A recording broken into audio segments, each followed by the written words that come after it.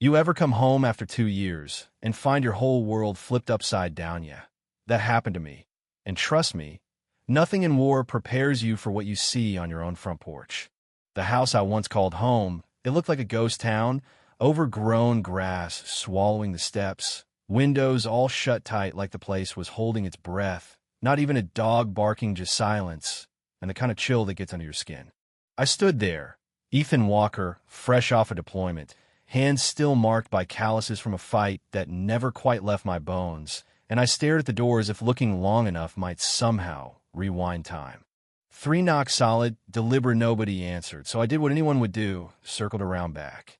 The room that used to belong to my daughter Lily, that little purple curtain stiff with dust, not fluttering anymore. No sign of life, not even a whisper of what once was just the echo of my own footsteps on the cracked bricks where Lily and I used to race bikes. I guess you never expect home to stop being home until the locks change, and your name means nothing to the people living inside. Let me back up a sec, because this is where things start to really sting.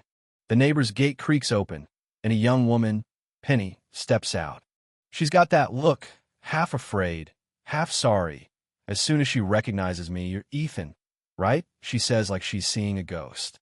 Turns out, she's been renting her place for over a year, and mine's been empty just as long. When I ask about Julia, my wife, Penny just shrugs, eyes darting away, tells me Julia left about a year and a half back, dropped Lily with her sister Clara, and disappeared without a trace.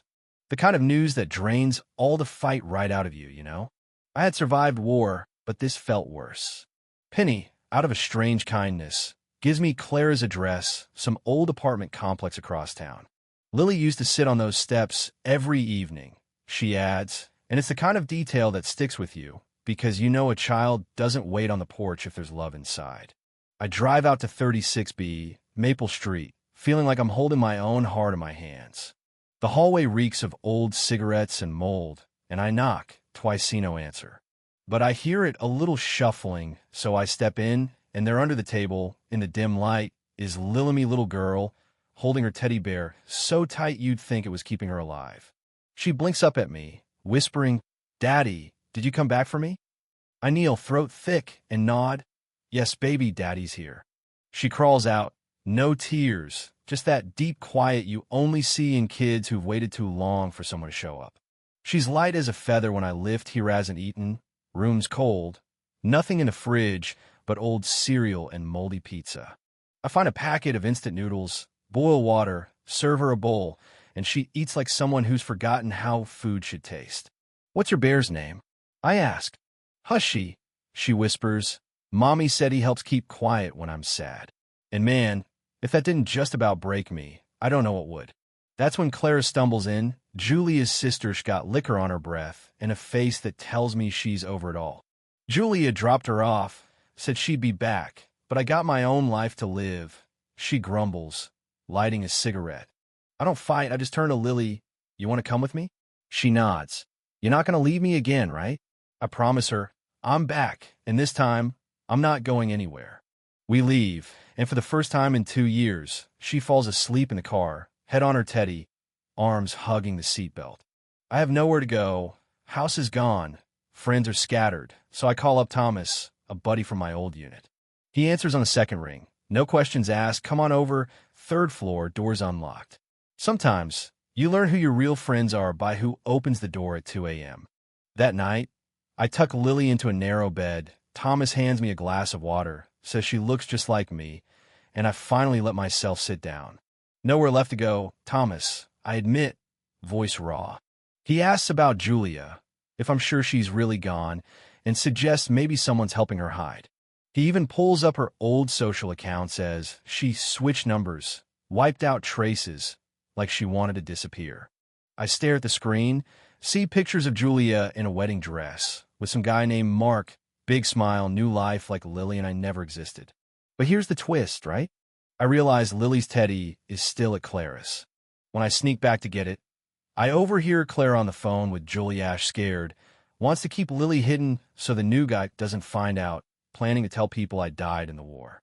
I don't barge in, don't make a scene, just take the bear and leave, but now I know the whole thing wasn't just neglect, it was intentional. Thomas helps me dig through old paperwork, find out Julia even had my name crossed off Lily's birth certificate, listed as unknown so she could erase me from her life, and her new fiancé would never know. We call the county registrar, and the lady on the other end makes it clear there's something shady about how those records got changed. I'm angry, but more than that, I'm determined. I won't let Lily grow up thinking her dad didn't fight for her. So the next morning, I take her to a tailor, get her a dress, and buy myself a suit because I'm going to Julia's wedding, but not to make a scene, just so my daughter can see her mother with her own eyes.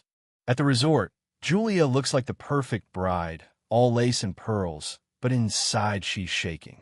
Someone delivers a box of pink hair clip, the same kind she used to put in Lily's hair. There's a note. Your daughter still waits for you every night. She tries to burn the letter, but the cameras catch it all.